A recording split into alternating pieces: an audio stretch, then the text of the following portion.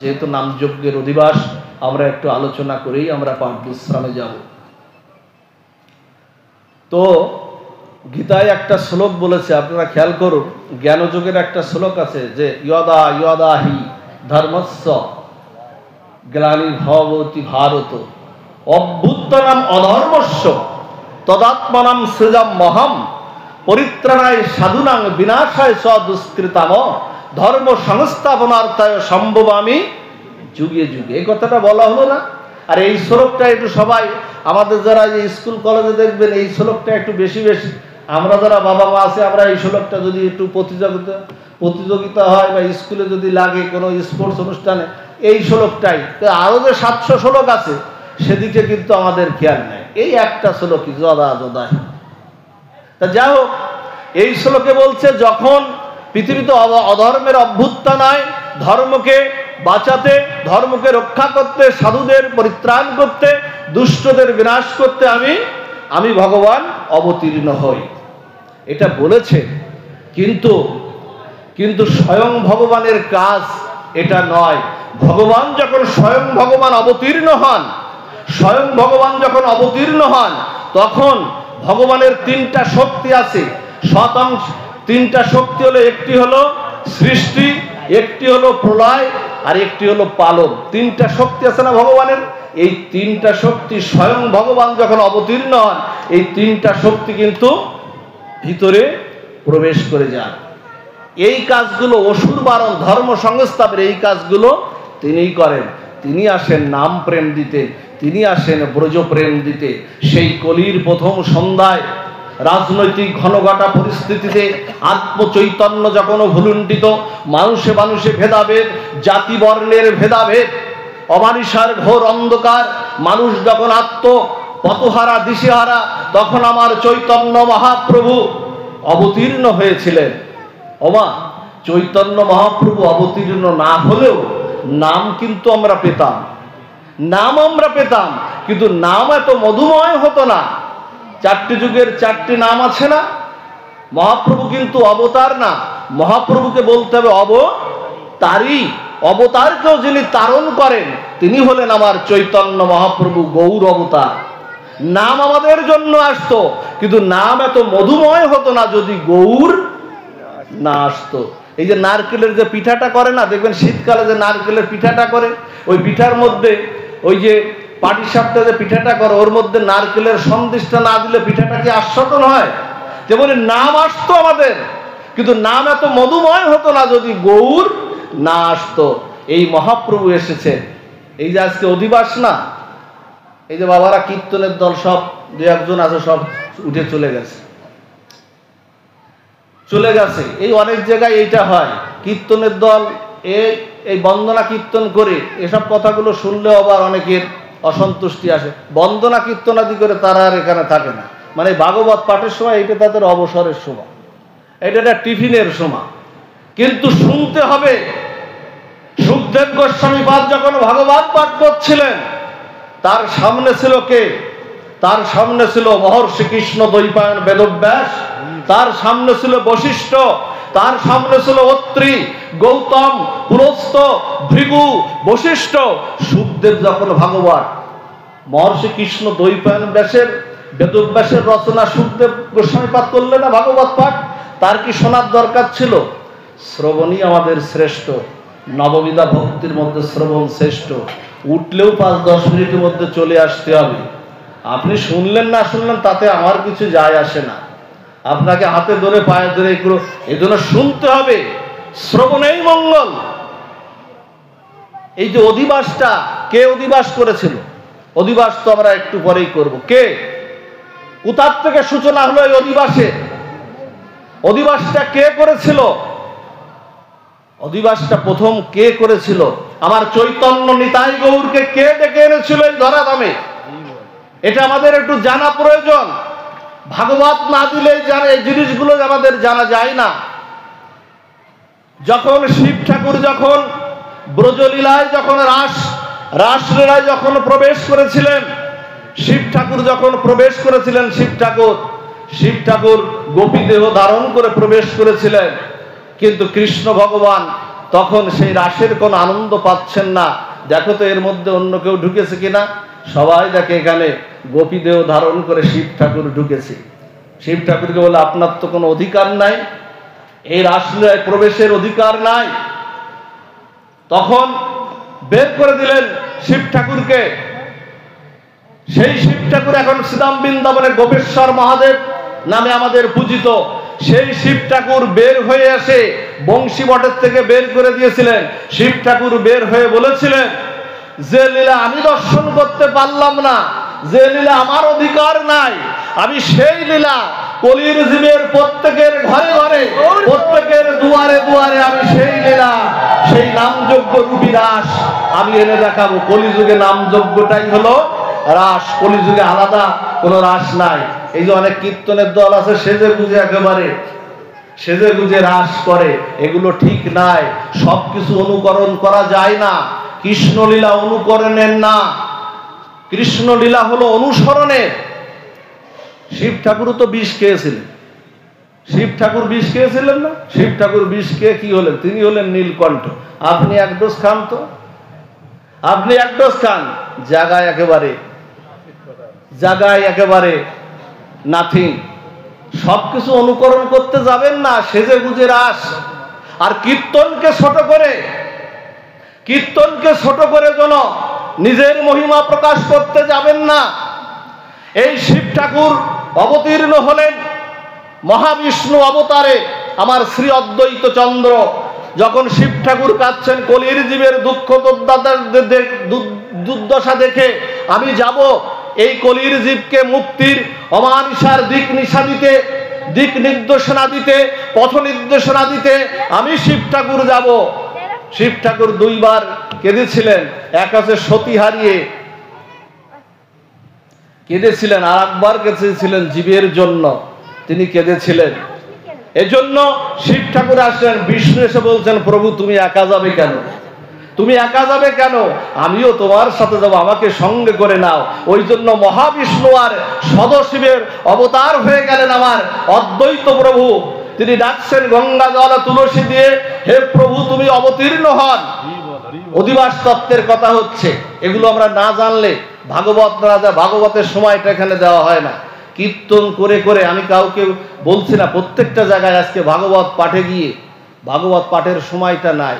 কীর্তন তো একই কীর্তন শুনি, ওইটাকে বাড়িয়ে বাড়িয়ে এমন জায়গায় নেওয়া যাওয়া হয়, সেই ভাগবত পাঠের আর সময়টা সেটা আর থাকে না। এক গুরুবন্দনা 50 মিনিট 40 মিনিট ধরে ব্যাখ্যা করে করে বলতে হবে।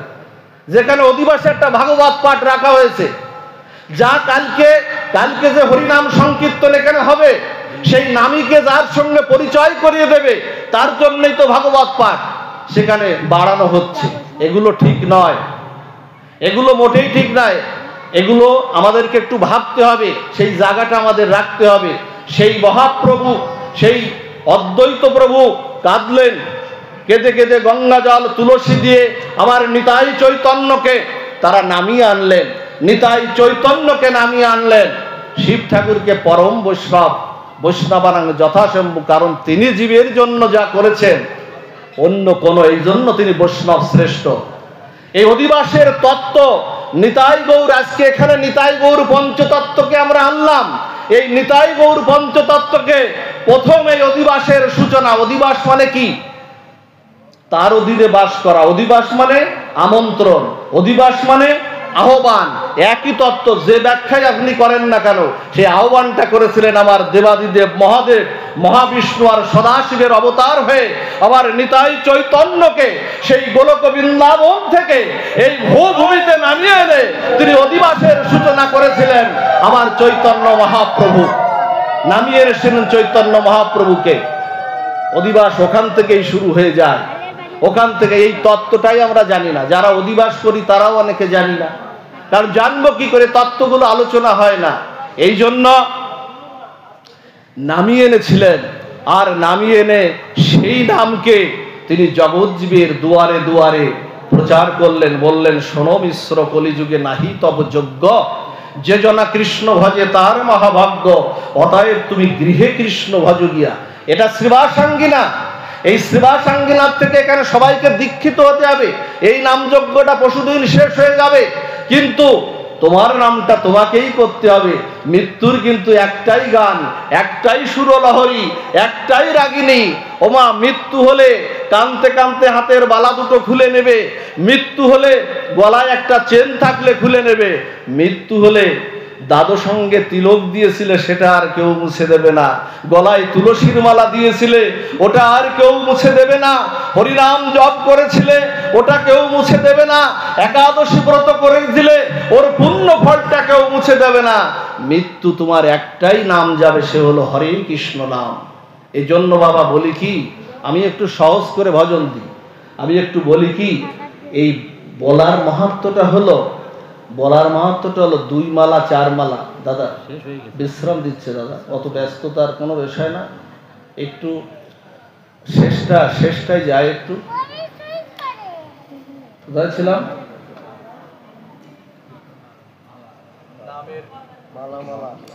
এই জন্য সবাই আমি একটু সহজ করে ভজন দিই, সেটা হলো 2 মালা 4 মালা। প্রত্যেকে যখন যে সময়টা পাবেন একটু জপ করবেন, আমি সাহার করছেন আস্তে আস্তে ছাড়ুন, কিন্তু হরিনাম জপ একাদশী ব্রত এগুলো করুন।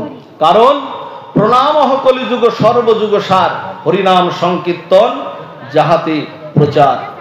ওমা, এই হলো নাম, নামকে প্রণাম করছেন ঋষিরা এই যুগে। শাস্ত্র বলছেন কৃতেজ অধ্যায়তে বিষ্ণু ত্রেতায়াং জগতে মখই দাপরে পরিচর্যায়াং কলৌ তথৈ কীর্তনাথ। কি মাহাত্ম্য বলছে, সত্য যুগে 12 বৎসর ব্যাপী ধ্যান তপস্যা করলে যে ফল লাভ হয়, ত্রেতা যুগে 1 বৎসর কাল ব্যাপী যাগযজ্ঞাদি করলে যে ফল লাভ হয়, এ কথাগুলো শুধু শোনার মতো নয়, নিজেকে এর ভিতর জড়াতে হবে। ত্রেতা যুগে 1 বৎসর কাল ব্যাপী যাগযজ্ঞাদি করলে যে ফল লাভ হয়, দাপরে 1 মাস কাল ব্যাপী শ্রীহরির নাম করলে যে ফল লাভ হয়, এই কলিযুগে এরা সাধু সঙ্গ পরিবেষ্টিত হয়ে দুবাহু তুলে হা গৌর হা নিতাই বললে সেই একই কৃপা হয়ে যায়। বলার বেশি সময় নাই, অনেক কথা বলার ছিল। সবশেষে নামের একটা মহিমা, এই নামের একটা মহিমা বর্ণনা করেই পাঠ বিশ্রাম। স্বয়ং ভগবান থেকেও এই নাম আরো শ্রেষ্ঠ। এটা গল্প করার জায়গা, স্বয়ং ভগবান থেকে এই নাম শ্রেষ্ঠ, এটা বলেই পাঠ বিশ্রাম। কেমন জানেন মা, খেয়াল দিন এই কথাটা। রামচন্দ্র ভগবানের অভিষেক হচ্ছে,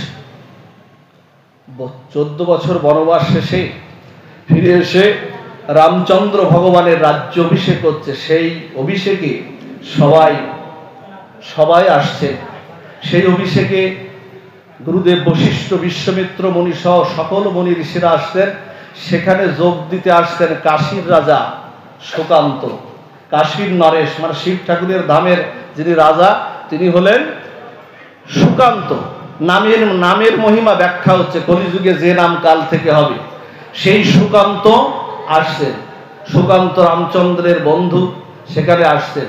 তখন নারদ মুনির তো সবসময় একটা প্যাচ লাগানো, আপনারা জানেন, প্যাচ লাগিয়ে একটা লীলা প্রকট করেন। এখন সেখানে নারদ মুনির সঙ্গে পথে সুকান্তর সঙ্গে দেখা। বলছে যাচ্ছ কোথায় সুকান্ত? বলছে প্রভু রামচন্দ্রের রাজ্য অভিষেকে যাচ্ছে। তা বলছে শোনো, আমিও তো যাবো, আমাকে নিয়ে যাও। তা বলছে দাঁড়াও, যাওয়ার আগে তোমাকে একটা কথা বলি, খেয়াল করে শুনবে, যাওয়ার আগে তোমাকে একটা কথা বলি। বলছে কি কথা? তা বলছে শোনো, কাল কি এই রামচন্দ্রের রাজ্য অভিষেকে যাবে, ওখানে তুমি সবাইকে প্রণাম করবে, সবাইকে প্রণাম করবে, কিন্তু মানে একজনকে প্রণাম করবে না। বলে কে সে? ওখানে বিশ্বামিত্র মুনি আছে, ওই তাকে একটু প্রণাম করবে না।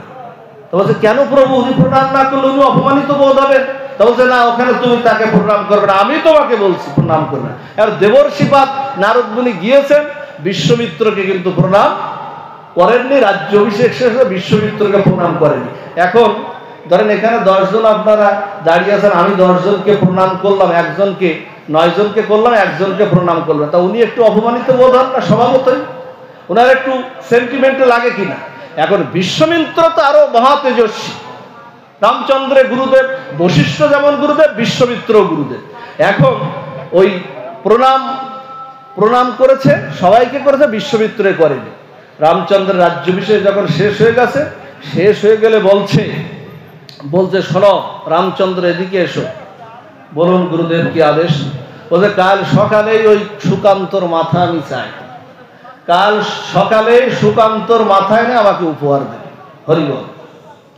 তো যে প্রভু সুকান্ত আমার পরম বন্ধু, ওর মাথা আমি গুরুদেব তোমাকে আদেশ করছি কাল সকালেই ওর মাথাটা আমি চাই।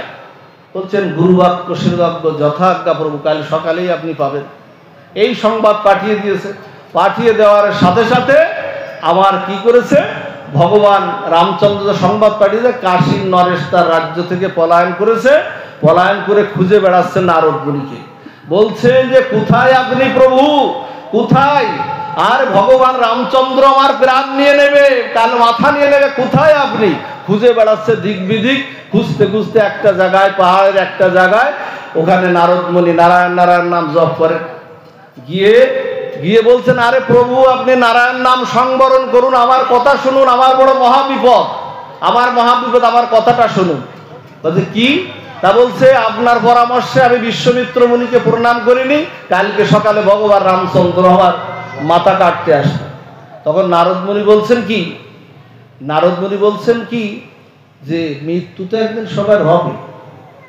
আরে বাবা মৃত্যু তো একদিন হবে, তো অসুবিধে কি? আর মৃত্যু যদি ভগবানের হাতে হয় সে তো আরো মহিমান্বিত। আরে মৃত্যু যদি আমার যদি মৃত্যুটা ভগবানের হাতে হয় তারও মহিমান্বিত না?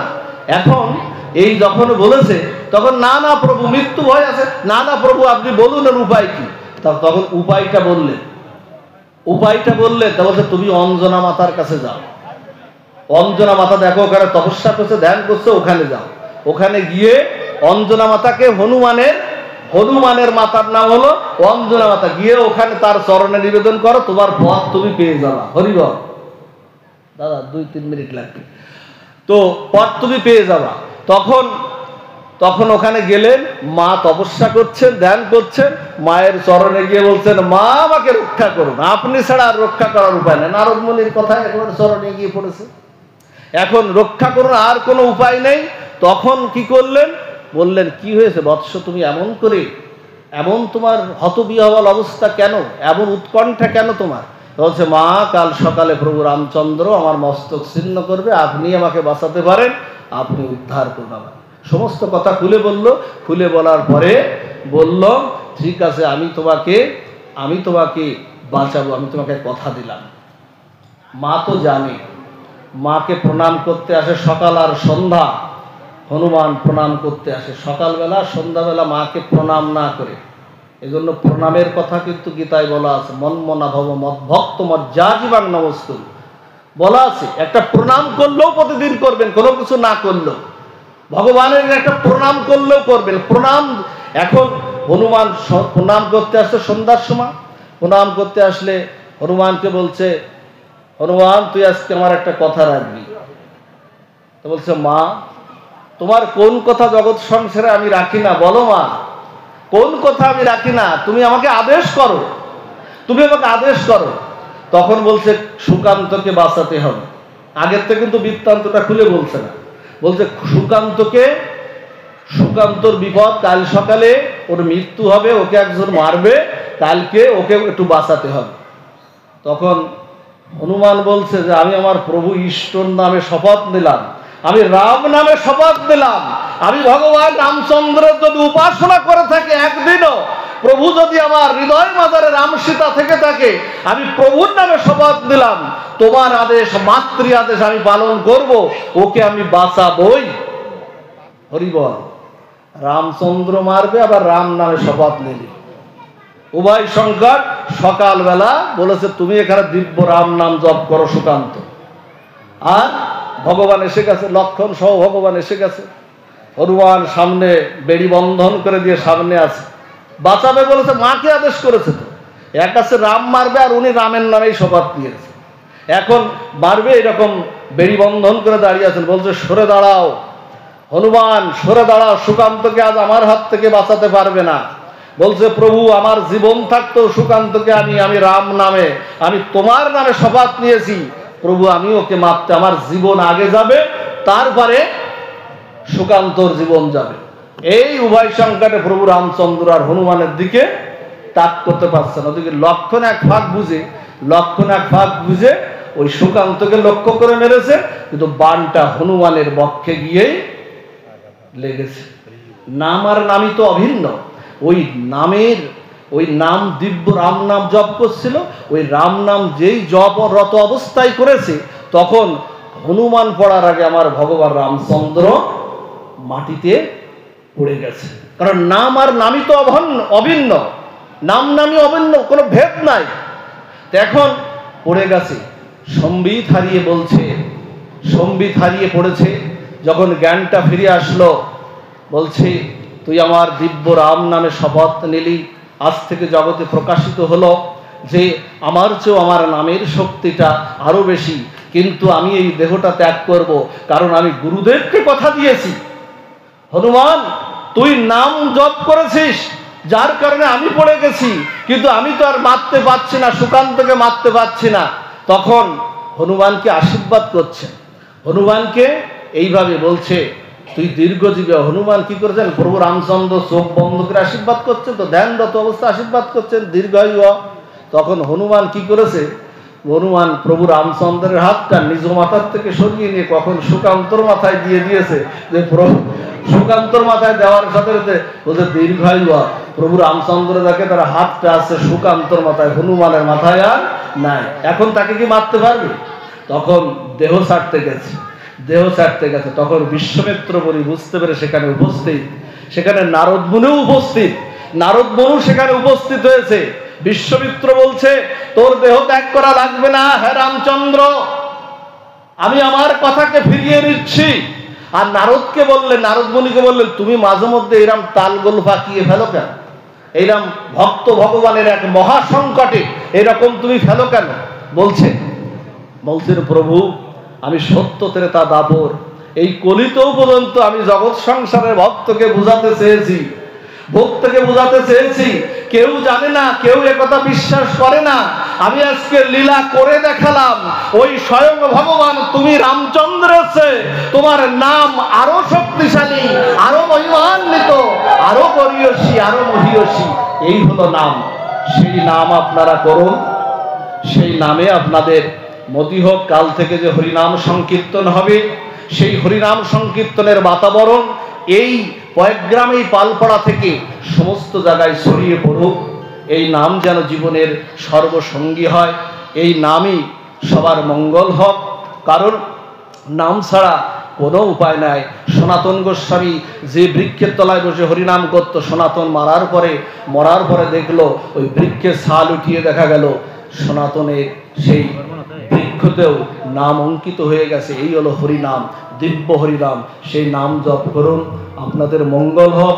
আজকে শুভ গন্ধা দিবসের মঙ্গল হোক, কালকে যে হরিনাম যজ্ঞ হবে সেই অধিবাসের মঙ্গল হোক, হরিনামের মঙ্গল হোক। এই প্রার্থনা জানিয়ে আপনাদের সবার সুমঙ্গল কামনা করে আজকের ভাগবতী পাঠ বিশ্রাম এখানেই নিলাম। জয় শ্রী গুরু প্রেমানন্দে গৌর হরি হরি।